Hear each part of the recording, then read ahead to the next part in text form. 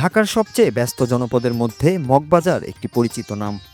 প্রতিদিন হাজার হাজার মানুষ এই এলাকা দিয়ে যাতায়াত করেন, কিন্তু খুব কম মানুষই জানেন এর নামকরণের ইতিহাস।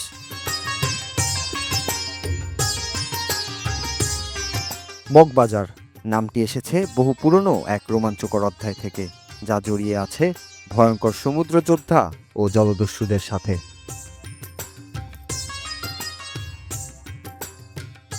1700 শতকের দিকে আরাকান অঞ্চল থেকে একদল জলদস্যু বাংলার নদীপথে প্রবেশ করতে থাকে।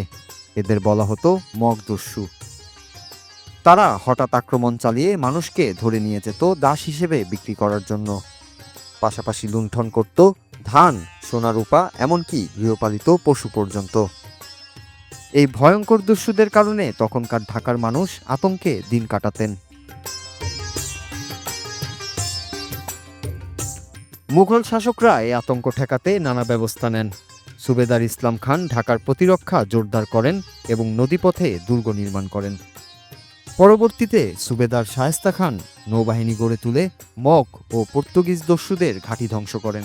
তবুও দস্যুদের একটি অংশ ঢাকায় বসতি স্থাপন করে, আর সেখান থেকেই জায়গাটির নাম হয়ে যায় মগবাজার, অর্থাৎ মগদের বসতি।